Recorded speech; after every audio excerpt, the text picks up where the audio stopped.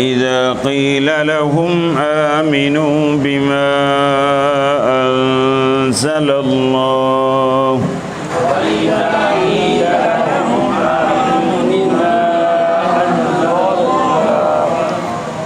قالوا نؤمن بما أنزل علينا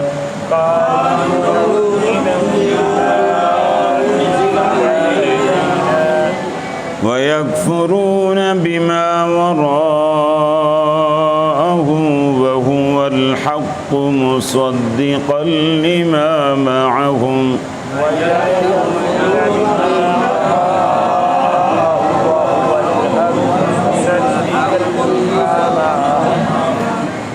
قل فلم تقتلون أنبياء الله من قبل إن كنتم مؤمنين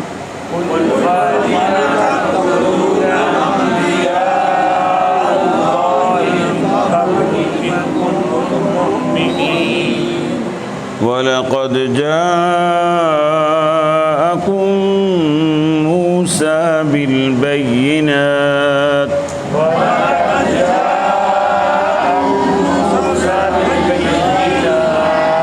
ثم اتخذتم العجل من بعده وأنتم ظالمون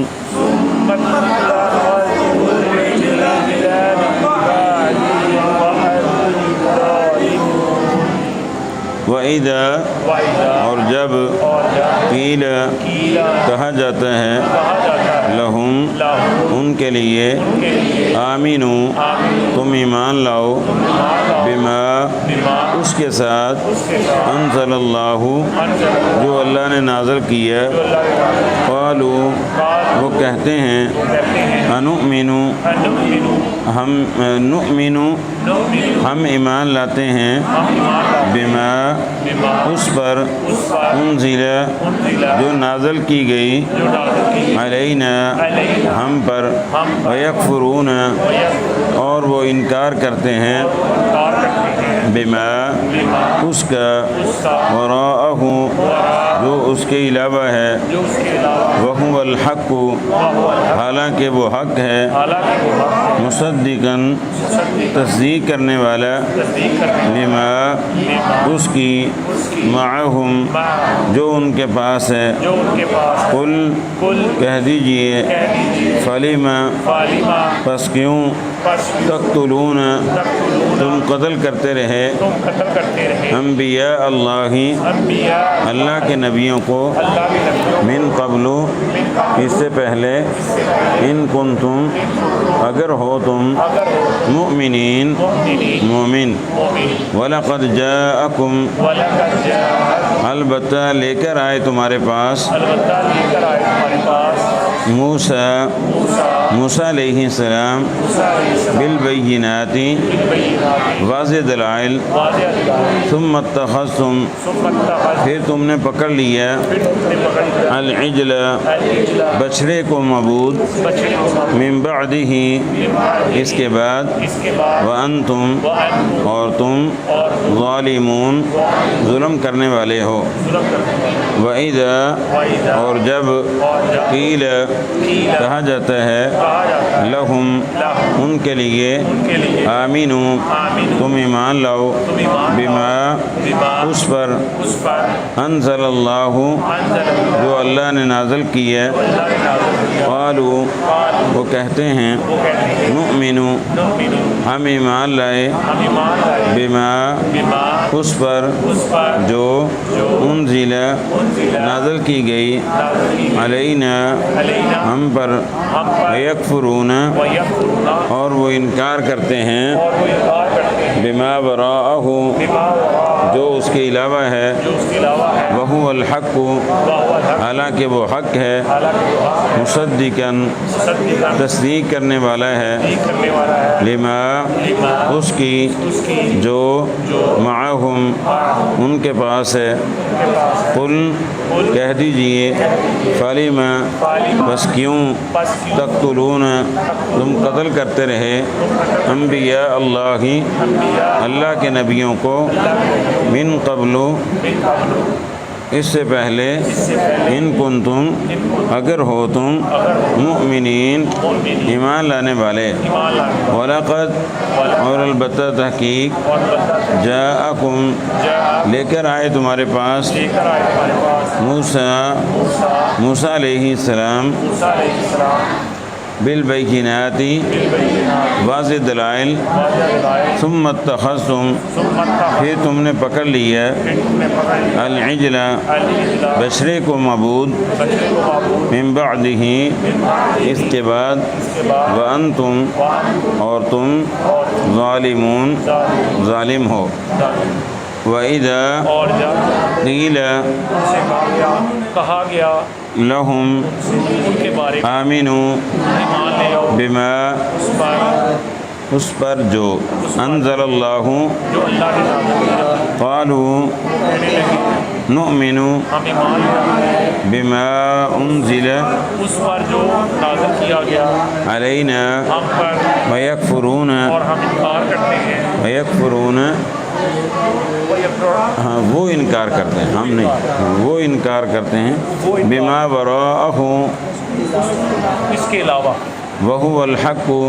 اور حقیقت وہ حق ہے مصدقا تصدیق کرتا ہے لما اس کا جو معہم جو ان کے پاس ہے قل کہہ دیجیے فلم تقتلون تم کیوں قتل کرتے تھے انبیاء اللہ اللہ کے نبیوں کو من قبل اس سے قبل ان کنتم اگر تم تھے مؤمنین مومن ولقد جاءکم اور البتہ تحقیق جاءکم لے کر آئے تمہارے پاس موسیٰ موسیٰ علیہ السلام بالبینات واضح نشانیاں ثم اتخذتم پھر تم نے پکڑ لیا العجل بچڑے کو معبود من بعدہ اس کے بعد وانتم ظالمون اور تم تھے ظلم کرنے والے اللہ رب العزت نے پچھلی آیات سے یہودیوں کا تذکرہ چل رہا ہے اللہ رب العزت نے فرمایا کہ جب ان کو کہا جاتا ہے کہ ایمان لے کر آؤ جو اللہ نے نازل کیا اس سے مراد اللہ رب العزت کا قرآن ہے تو آگے سے یہودی کہتے ہیں نؤمن بما انزل علینا ہم تو اس پر ایمان لے کر آئیں گے جو اللہ نے ہماری طرف نازل کیا ہمارے اوپر جو نازل کیا ہے اس سے مراد ان کی تورات تھی انجیل تھی کہ جو اللہ نے ہمارے اوپر تورات انجیل نازل کی ہے ہمارا ان پر ایمان ہے ان پر ایمان لے کر آئیں گے وَيَكْفُرُونَ بِمَا بَرَاءَهُ اور جو اس کے علاوہ ہیں ہم ان کا انکار کرتے ہیں وَهُوَ الْحَقُّ مُصَدِّقًا لِمَا مَعَهُمْ حالانکہ وہ قرآن حق ہے اور سابقہ کتابوں کی تصدیق کرتا ہے تورات کی انجیل کی اور اللہ رب العزت نے فرمایا اگر ٹھیک ہے تمہاری بات مان لی جائے کہ جو اللہ نے تمہاری طرف نازل کیا ہے تورات انجیل اور تمہارا ان کے اوپر ایمان تھا تو فَلِمَ تَقْتُلُونَ انبیاء اللہ پھر کتنے ہی یہودیوں کے ایسے نبی تھے جن کو تم نے قتل کیا جن کو تم نے قتل کیا جس طرح سیدنا زکریا علیہ السلام سیدنا یحییٰ علیہ السلام سیدنا عیسیٰ علیہ السلام کو قتل کرنے کے درپے تھے اور اسی طرح نبی صلی اللہ علیہ وسلم کو یہودی بنو نذیر کے جو تھے پتھر گرا کر آپ کو شہید کرنے کی کوشش کی اور پھر آپ کو زہر آلود جو ہے نا گوشت کھلا کر آپ کو جو ہے نا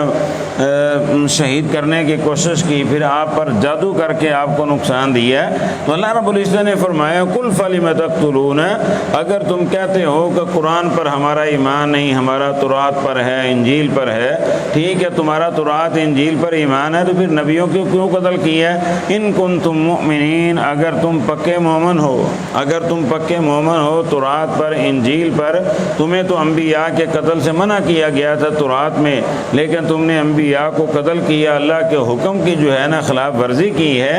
اور فلم تقتلون تقتلون انبیاء اللہ کی، اللہ رب العزت نے فرمایا یہ کذب بیانی ہے، چھوڑ دیں کذب بیانی ہے، اور کہنا کہ ہمارا تورات کے اوپر ایمان ہے لیکن تورات کے اوپر ایمان نہیں تھا، جس کی وجہ سے انبیاء کو قتل بھی کرتے رہے اور نیک بھی بنتے رہے۔ اور اللہ رب العزت نے فرمایا وَلَقَدْ جَاءَكُم مُوسَىٰ بِالْبَيِّنَاتِ، اور تمہارے پاس موسیٰ علیہ السلام واضح دلائل لے کر آئے، واضح دلائل لے کر آئے ہیں۔ موسیٰ علیہ السلام عصا پھینکتے وہ سانپ بن جاتا، اپنا ہاتھ بغل میں داخل کرتے، بیمار کسی بیماری کے سورج کی طرح چمکتا نظر آتا، اور پھر اللہ رب العزت نے سیدنا موسیٰ علیہ السلام کی وجہ سے ان کو منصلبہ عطا کیا، پھر بادلوں کا سایہ اللہ رب العزت نے ان کو عطا کیا، پھر اللہ رب العزت نے پتھر سے 12 چشمے ان کے لیے جاری کیے، پھر اللہ رب العزت نے فرعون کو ان کے سامنے تباہ و برباد کیا، اور اللہ رب العزت نے سمندر میں راستے بنا کر جو ہے نا ان کو دکھایا، اور پھر اس کے بعد اللہ رب العزت نے ان کے اوپر مختلف قسم کے ٹڈی دل جو ہے نا ان کا عذاب بھیجا، پھر اللہ نے جوؤں کا عذاب بھیجا، چیچڑوں کا عذاب بھیجا، اور اللہ رب العزت نے ان کے اوپر خون کا عذاب بھیجا، مینڈکوں کا عذاب بھیجا، اور اسی طرح طوفان بھی آتے رہے۔ یہ ساری نشانیاں ہیں جو موسیٰ علیہ السلام تمہارے پاس لے کر آئے، لیکن اللہ نے فرمایا تم ایسے ہو ثم اتخذتم العجل من بعدہ، کہ تم نے یہ ساری نشانیاں دیکھنے کے بعد پھر بچڑے کی پرستش عبادت شروع کر دی۔ یعنی کس قدر تمہارا ایمان کمزور ہے کہ تم نے دیکھا ہے کہ تمہارے سامنے اللہ نے فرعون کو تمہاری آنکھوں کے سامنے غرق کیا ہے، اور تمہیں اسی سمندر سے اللہ رب العزت نے نجات دی ہے، بجائے اس کے کہ تم جو ہے اللہ رب العزت کی توحید کو تسلیم کرتے کہ تم نے بچڑے کو معبود بنا لیا۔ اس کے بعد وَأَنْتُمْ ظَالِمُونَ، اور اللہ رب العزت نے فرمایا تم ہی ظلم کرنے والے ہو، اور اللہ رب العزت نے وضاحت فرما دی اس بات میں کہ ظلم کرنے والے تم ہو کہ ساری نشانیاں دیکھنے کے باوجود بھی تم نے بچڑے کو معبود بنا لیا تھا، اللہ رب العزت کے ساتھ شرک کیا تھا۔ تو ان آیات سے چند مسائل جو ہیں وہ اخذ محدثین مفسرین نے کیے ہیں، جن میں سے پہلا مسئلہ یہ ثابت ہوتا ہے کہ اللہ کی نازل کردہ تمام آسمانی کتابوں پر ایمان لانا ضروری ہے، یعنی جتنی بھی آسمانی کتابیں ہیں بلکہ ایمان کا ایک رکن بھی ہے۔ آمن الرسول بما انزل الیہ من ربہ کل آمن باللہ وملائکتہ وکتبہ، تو تمام کتابوں پر ایمان لے کر آنا، وہ تورات ہے، انجیل ہے، زبور ہے، ابراہیم علیہ السلام کے صحائف ہیں، موسیٰ علیہ السلام کے صحائف ہیں، ان پر ایمان لے کر آنا یہ ایمان کا ایک رکن ہے۔ ایمان اسلام کے کتنے رکن ہیں؟ 5۔ اسلام کے کتنے رکن ہیں؟ 5۔ ایمان کے کتنے رکن ہیں؟ 6۔ اور 6 رکنوں میں سے ایک رکن جو ہے نا وہ سابقہ آسمانی کتابوں پر ایمان لے کر آنا، اور تورات ہے، انجیل ہے، باقی جتنے بھی انبیاء کے صحائف ہیں سب پر جو ہے نا ہمارا ایمان ہے، وہ اللہ رب العزت کی طرف سے نازل شدہ تھے، اگرچہ ان میں بعض میں لوگوں نے تحریف کی، لیکن رب نے وہ سچا اور سچا جو ہے نا نازل کیا تھا، اور وہ حق ہے جو اللہ رب العزت نے نازل کیا۔ اور دوسرا مسئلہ یہ ثابت ہوا کہ قرآن مجید سابقہ آسمانی کتابوں کی تصدیق کرنے والی آخری کتاب ہے، یعنی اللہ رب العزت نے اس بات کی وضاحت فرمائی کہ اگر قرآن کسی اور کی طرف سے ہوتا تو تورات انجیل کی تصدیق نہ کرتا بلکہ ان کی مخالفت کرتا، تو قرآن کے وحی ہونے کی یہ دلیل ہے کہ قرآن جو ہے نا وہ تورات کی بھی تصدیق کرتا ہے، انجیل کی بھی تصدیق کرتا ہے، باقی صحائف جو ہے نا ان کی بھی قرآن جو ہے نا وہ تصدیق کرتا ہے۔ اور تیسرا مسئلہ یہ ثابت ہوا کہ کسی ایک نبی یا ایک کتاب کو مان کر دوسرے نبی یا کتاب کا انکار کرنا کفر ہے، یعنی اگر ہم محمد صلی اللہ علیہ وسلم ہمارے پیر، ہمارے مرشد، ہمارے آقا ہیں، ہم ان کو مانیں، عیسیٰ علیہ السلام کا انکار کر دیں تو ہم مسلمان نہیں ہیں۔ اور یہی وجہ ہے الحمدللہ رب العالمین، آپ کو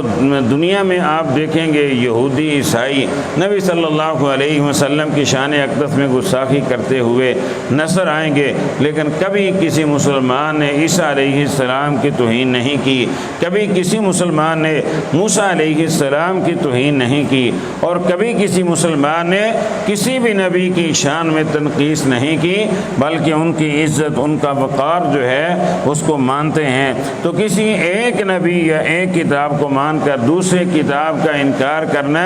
یا دوسرے نبی کا انکار کرنا، یہ ایسی چیز ہے جو انسان کو کافر بنا دیتی ہے، کفر تک لے جاتی ہے۔ تو اس لیے کوشش کرنی چاہیے، اللہ نے جتنی توفیق دی ہے کہ ہر ایک نبی کی عزت کریں، ہر ایک نبی کا احترام کریں۔ رسول اللہ صلی اللہ علیہ وسلم نے ہمیں اسی بات کی تعلیم دی ہے کہ ایک ایک نبی کی قدر کرنی ہے، عزت کرنی ہے۔ اور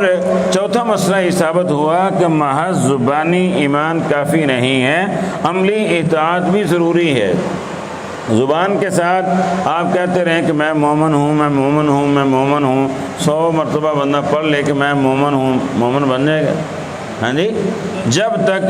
ایمان اس کے دل میں نہیں آئے گا، ایمان کے مطابق جب تک اعمال نہیں کرے گا تو وہ مومن نہیں بنے گا۔ لیکن افسوس ہے کہ آج ہم اسی طرح کے مومن ہیں کہ تسبیح جناب پکڑ کر میں مومن جتنی مرتبہ مرضی ہم سے کہلوا لیں، ہم کہنے کو تیار ہیں، لیکن ایمان اپنے اندر پیدا کرنا یہ چیز ہمارے اندر نہیں ہے، ایمان اندر نہیں ہے، اور زبان پر جو ہے نا تکرار جاری ہے۔ اور اسی طرح پانچواں مسئلہ یہ ثابت ہوا کہ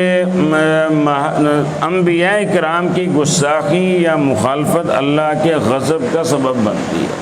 انبیاء کرام کی گستاخی یا ان کی مخالفت کرنا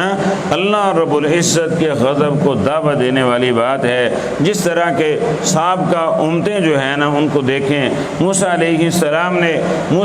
السلام کی فرعون نے بات نہ مانی، اللہ نے پانی میں ڈبکیاں دے دے کر مار دیا، تباہ و برباد کر دیا۔ اور اسی طرح قوم عاد نے وَإِلَىٰ عَادٍ أَخَاهُمْ هُودًا، ہود علیہ السلام کی بات نہ مانی، اللہ نے ہوا کے ذریعے ان کو تباہ و برباد کر دیا۔ قوم سمود نے صالح علیہ السلام کی بات نہ مانی، اللہ رب العزت نے زلزلے اور چیخ کے ساتھ ان کو تباہ و برباد کر دیا۔ اور اسی طرح سیدنا نوح علیہ السلام کی قوم نے نوح علیہ السلام کی بات نہ مانی، 950 سال دین کی دعوت دی، تبلیغ کی، نہ مانی تو اللہ نے طوفان کے ساتھ ان کو تباہ و برباد کر دیا۔ اور اسی طرح اللہ رب العزت نے قوم لوط،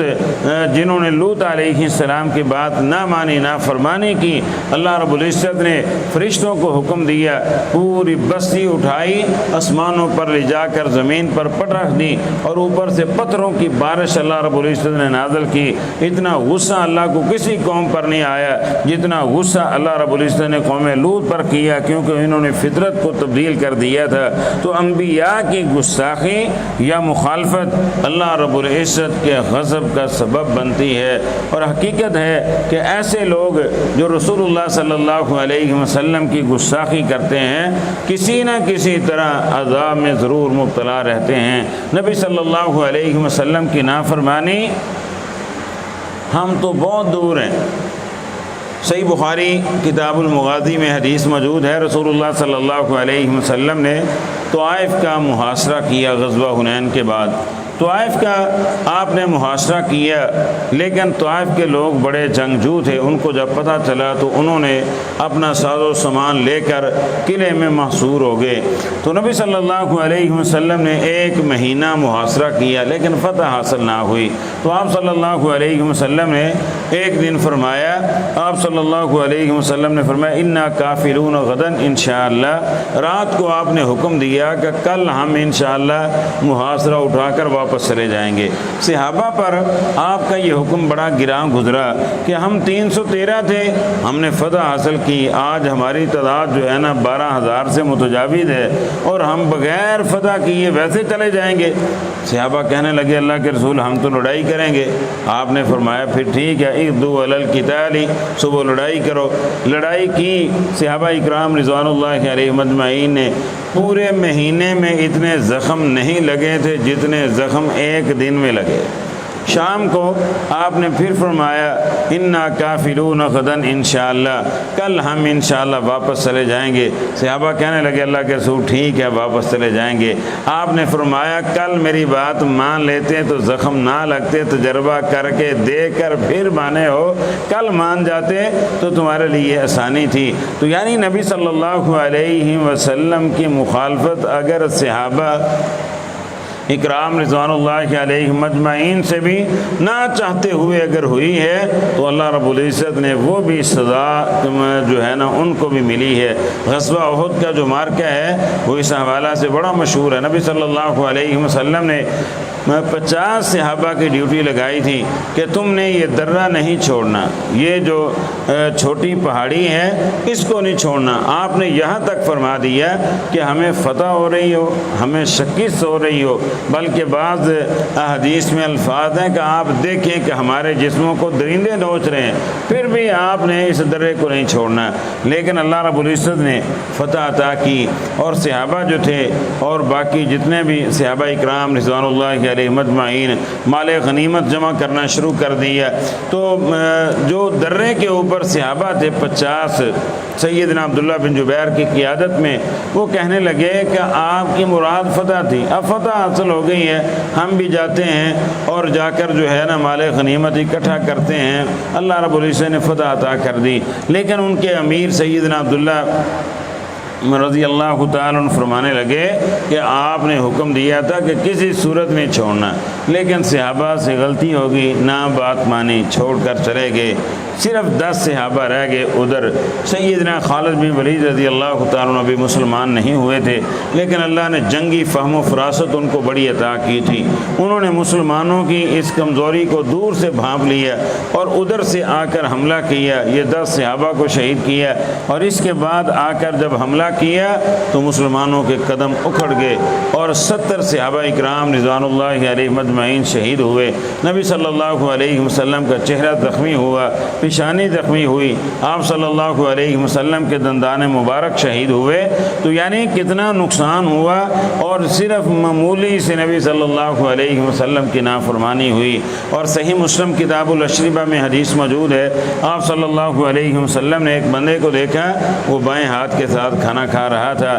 آپ نے فرمایا قل بیمینک، یار دائیں ہاتھ کے ساتھ کھانا کھاؤ، لیکن یہ متکبر تھا، کہنے لگا کہ میرے اندر جو ہے نا لا استطیع، میرے اندر طاقت نہیں ہے کہ میں دائیں ہاتھ کے ساتھ کھانا کھاؤں۔ آپ صلی اللہ علیہ وسلم کو بڑا افسوس ہوا۔ آپ نے فرمایا لستطعت، پھر اللہ کر کے تو طاقت رکھے ہی نہ، اگر تو جھوٹ بول رہا ہے، غلط بیانی کر رہا ہے اور صرف کبر کی وجہ سے تو کہہ رہا ہے کہ میرے اندر طاقت نہیں، تو آپ نے فرمایا لستطعت، اللہ کر کے پھر تو طاقت رکھے ہی نہ۔ صحابہ فرماتے ہیں فما رفعها الى فی، اللہ نے اس کا وہ ہاتھ شل کر دیا، دوبارہ ساری زندگی اس کے منہ تک نہیں پہنچا۔ تو اس لیے انبیاء کی مخالفت کرنا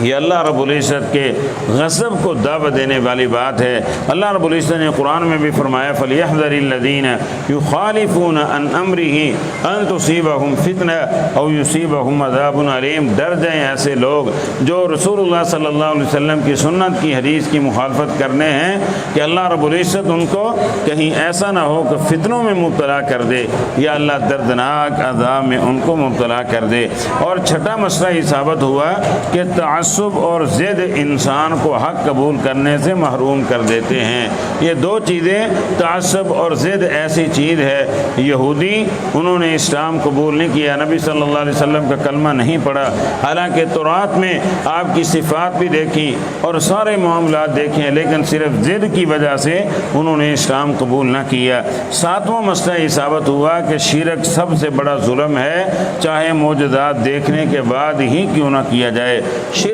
سب سے بڑا ظلم ہے اور سب سے بڑا گناہ ہے اللہ رب العزت کی زمین کے اوپر، اور یہ شرک آج ہمارے ماحول معاشرہ میں بڑی کثرت کے ساتھ پایا جا رہا ہے، ہر دوسرا تیسرا۔ اور نبی صلی اللہ علیہ وسلم کا فرمان ہے مسند احمد میں، آپ نے فرمایا شرک جو ہے یہ چیونٹی کی چال سے بھی زیادہ باریک ہے۔ چیونٹی کی چال نظر آتی، آواز آتی؟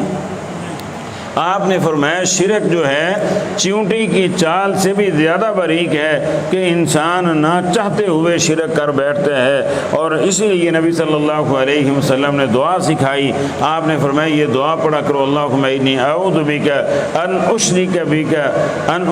بما لیس لک بہ علم، اللہ رب العزت میں اس شرک سے تیری پناہ چاہتا ہوں جس کا مجھے علم ہی نہیں ہے، اللہ علمی میں مجھ سے جو ہو جائے، یا اللہ میں اس سے تیری پناہ میں آتا ہوں۔ تو اس لیے شرک جو ہے آج قوم میں بڑی کثرت کے ساتھ پایا جا رہا ہے۔ آج بندے بندے کو اللہ کا شریک بنایا جا رہا ہے۔ آج اللہ کا در چھوڑ کر غیروں سے اولاد کا سوال کیا جا رہا ہے۔ اللہ کو چھوڑ کر غیر اللہ سے رزق مانگا جا رہا ہے۔ اللہ رب العزت کو چھوڑ کر غیروں کو آسانے جو ہیں ان کو آباد کیا ہوا ہے۔ اللہ رب العزت کا گھر چھوڑ کر نماز کی کسی کو پرواہ نہیں ہے۔ میں 2-3 دن پہلے سن رہا تھا لاہور میلے پہ ایک ملنگ آیا ہے، تو اس سے پوچھا صحافی نے کہ نماز کا سنائیں، کہتا جی نماز پڑھی پڑھائی بس۔ نماز آپ جو ہے نا نماز نہیں پڑھتے؟ میں کہا جی نماز ہر ٹائم میں نماز وچ ہی ہونا ہے، ہر ٹائم بس میں نماز وچ ہی رہنا ہے، میری جناب پڑھنا نیتی تنا قضا کیتی، بس ہر ٹائم نماز وچ ہی۔ اللہ رب العزت معاف فرمائے، ایسے لوگوں نے دین کا بیڑا غرق کیا ہے۔ رسول اللہ صلی اللہ علیہ وسلم سے بڑھ کر نہ کوئی پیر ہے، نہ کوئی مرشد ہے، آپ صلی اللہ نہ کوئی رہبر ہے، نہ کوئی رہنما ہے۔ آپ نے تو زندگی کی آخری نماز بھی پڑھی ہے، فجر کی نماز نبی صلی اللہ علیہ وسلم کی زندگی کی آخری نماز تھی، اور نبی صلی اللہ علیہ وسلم کے آخری دن بیماری میں تھے، لیکن آپ صلی اللہ علیہ وسلم عشاء کی نماز کے وقت ایک دن آپ نماز کے لیے اٹھے، بے ہوش ہو گئے، پھر آپ کو ہوش دلائی گئی، پھر آپ صلی اللہ علیہ وسلم نماز کے لیے 3 مرتبہ نبی صلی اللہ علیہ وسلم بے ہوش ہوئے ہیں، لیکن آپ نے نماز نہیں چھوڑی۔ اور آج امتی کہیں کہ نہ نیتی نہ قضا کیتی، میری پڑھی پڑھائی بس چڑھنا، ہر وقت میں نماز وچ ہی ہونا ہے۔ اللہ رب العزت معاف فرمائے، یہ ساری شیطانی چالیں ہیں جس نے لوگوں کو عقیدے جو ہے نا برباد کر دیے ہیں۔ اور 8واں مسئلہ یہ ثابت ہوا کہ اللہ کی واضح نشانیوں کے باوجود نافرمانی کرنا سخت گمراہی ہے۔ یعنی بنی اسرائیل نے واضح نشانیاں دیکھی ہیں اللہ رب العزت کی، کہ ان کے سامنے جو ہے نا سمندر میں رسے بنے ہیں، اللہ نے ان کو نجات دی ہے، ان کے سامنے اللہ نے فرعون کو غرق کیا ہے۔ یہ ساری نشانیاں دیکھ کر پھر اللہ کی نافرمانی کرنا یہ بھی بڑا سخت گناہ ہے۔ اور اللہ رب العزت نے ہمیں بھی بڑی نشانیاں دکھائی ہیں۔ یہ آسمان اللہ کی نشانی ہے، زمین اللہ کی نشانی ہے، سورج اللہ کی نشانی ہے، چاند اللہ کی نشانی ہے، یہ ستارے اللہ کی نشانی ہے، یہ درخت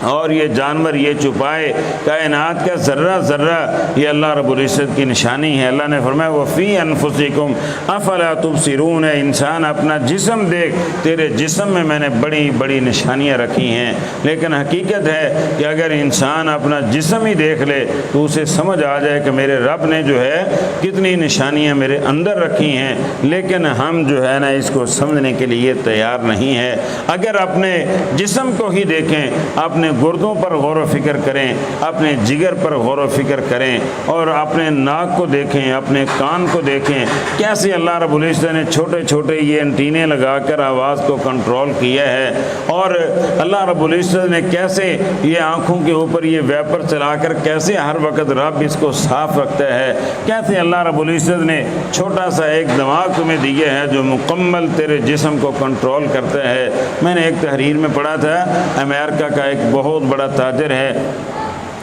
دماغ میں اللہ رب العزت کی طرف سے قدرت نے چند قطرے رکھے ہیں جس کی وجہ سے ہمارا جو ہے نا لیول بالکل ٹھیک رہتا ہے، ہم سیدھا چلتے ہیں۔ اگر وہ چند قطرے نہ ہو تو ہم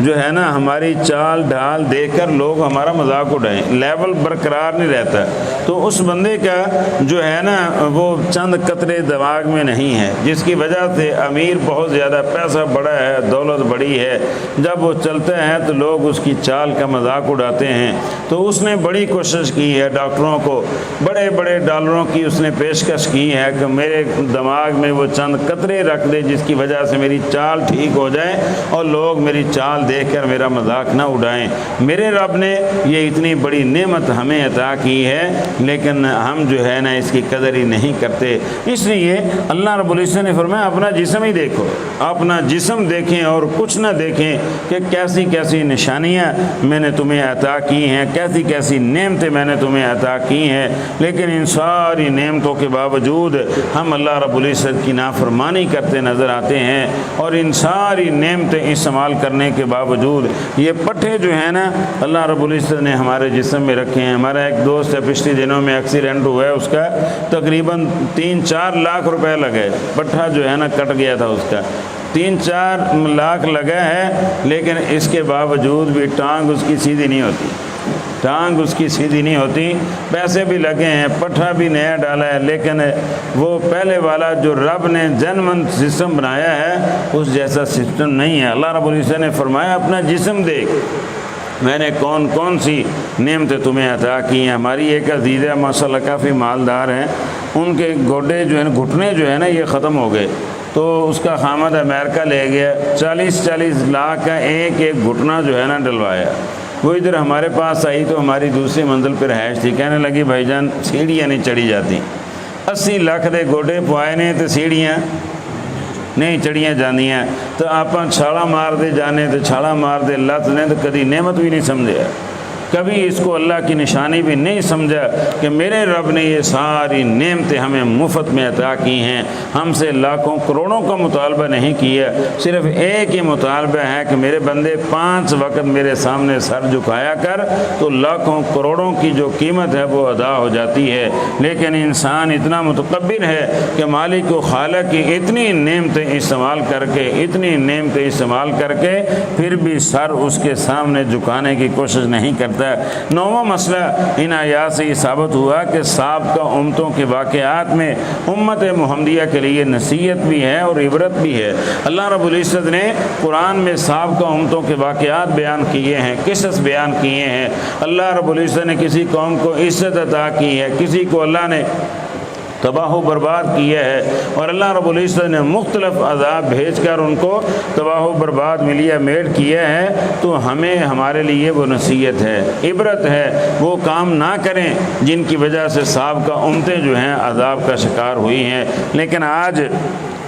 دل ہمارے اتنے سخت ہو چکے ہیں، ان قوموں میں ایک گناہ تھا، اللہ نے ان کو تباہ و برباد کر دیا۔ آج وہ گناہوں کے مجموعے ہمارے اندر موجود ہیں، لیکن رب کی رحیمی ہے، کریمی ہے، اور حقیقت ہے رب کا بڑا حوصلہ ہے،